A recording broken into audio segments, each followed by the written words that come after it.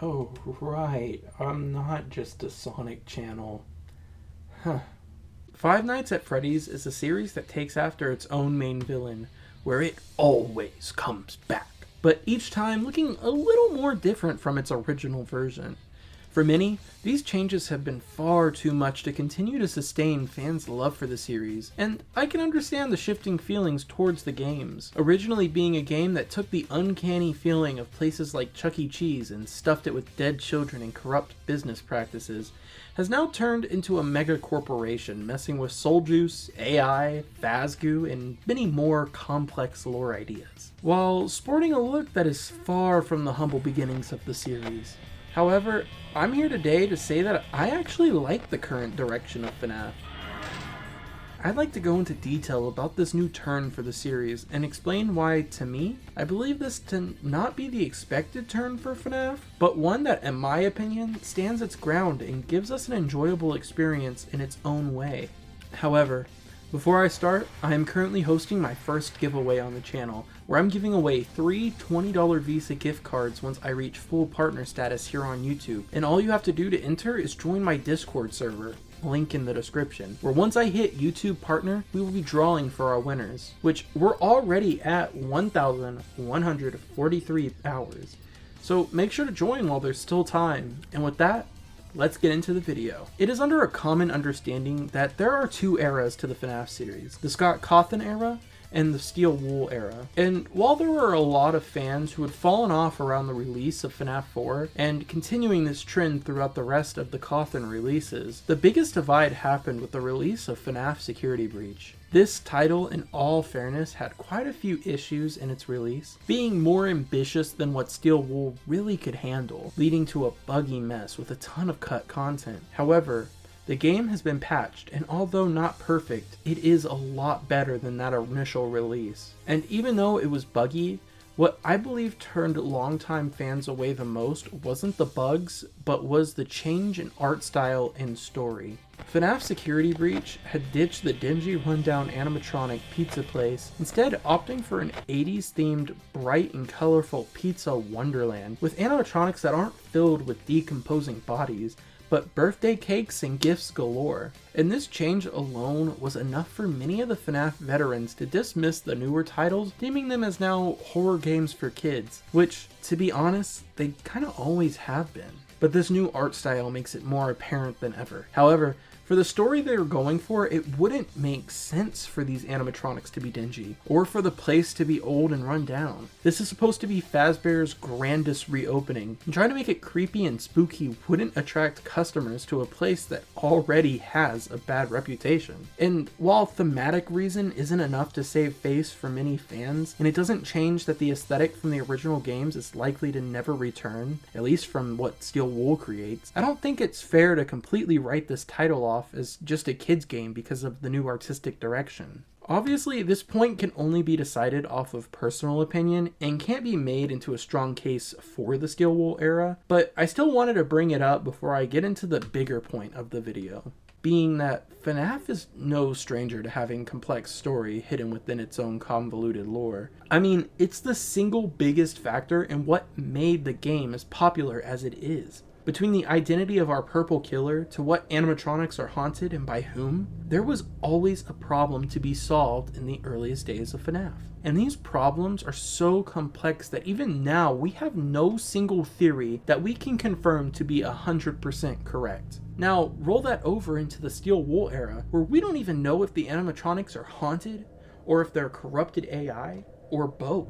We have plot threads everywhere between the Mimic, Glitch Trap, Burn Trap, Vanny, the All-Staff Meeting, Princess Quest, BB's Balloon Adventure, Sun and Moon, The Mask, Gregory, the FNAF 4 room being in the Pizzaplex, or the VR locations being in the Pizzaplex, the Sticky Note room, the Nightmare Yondas, or if the Scott Cawthon era titles are even real or just games made by a drugged out game designer, and just so much more. There is a lot of new story threads to follow in this newest era of games, and there is still so many things that haven't even been discussed on top of what I just brought up. And there is no mistaking that it can be very overwhelming for newcomers and veterans making many turn away from the games, especially when you can't make a theory without fans, in quotes, tearing you apart for going against their own headcanon. Which, if you're one of those people, stop being a whiny little gatekeeping information that isn't even confirmed. Theorizing is meant to be fun, allowing people to use given evidence to try and create a set of events, and y'all are ruining the main appeal to this series. So do better, and if you feel offended by what I just said, then you need to realize you're part of the problem. Anyways, back to my point.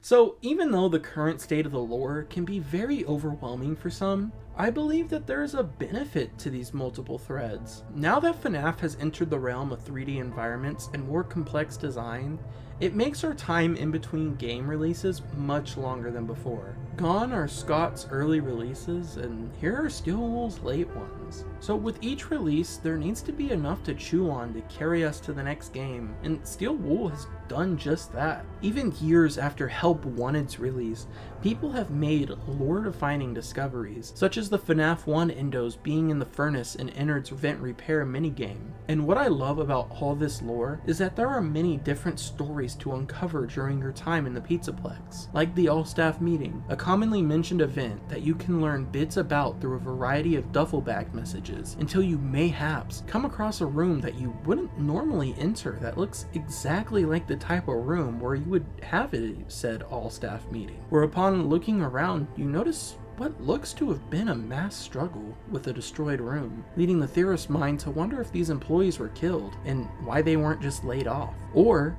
how in one of Security Breach's endings, Gregory sleeps in a box wrapped in a newspaper with a section reading off missing children, which if it was important enough to show in an ending, it must be linked to the Pizzaplex in some way. And for as childlike as people make this game out to be, there seems to be a lot more implied dead children and employees than William Afton could have ever dreamt of. And what is also interesting about these missing people is how we have a Fazbear branded scooper that you can find in the basement of Ruin, which may relate to someone or something's obsession with Remnant, or maybe it doesn't. And that's the fun in this new era of FNAF. We have more puzzle pieces than ever to work with, and some of them might not even be to the same puzzle. So as creators, we have the opportunity to make theories that no one else has even thought of by putting different evidence together to try and make a cohesive story, as we now have a variety of stories to tackle. It also provides the fans with so much more to watch, as before in the Cawthon era, the theories people made all used the same evidence to tell similar stories with slight variations, mostly in timeline placement, which was great.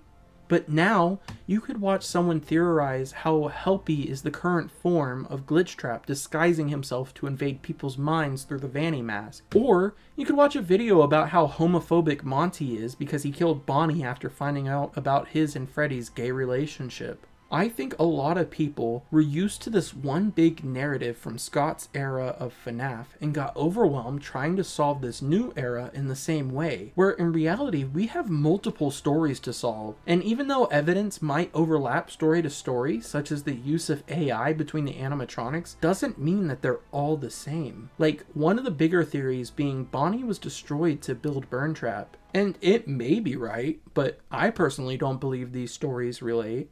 But that's the joy in it. What works with what? Or, I didn't notice this one light flickering in Morse code. Or, points in this one tuber's theory could help explain parts of my theory. Now more than ever, we have this opportunity to come together as this community and tell a variety of grand and small stories, helping each other along the way. And that's what I like most about this new era of FNAF. And I hate how toxic this fandom is getting, especially with this golden opportunity like this right in front of us. So in all, this new era of FNAF doesn't look nearly the same as it did back when Scott ran the ship. And to many, that may be the straw that broke the camel's back. But for those that feel overwhelmed by the lore, I'd hope that this video would help you take a step back and see the stories instead of the story, and maybe even gain a new appreciation for this new era of FNAF.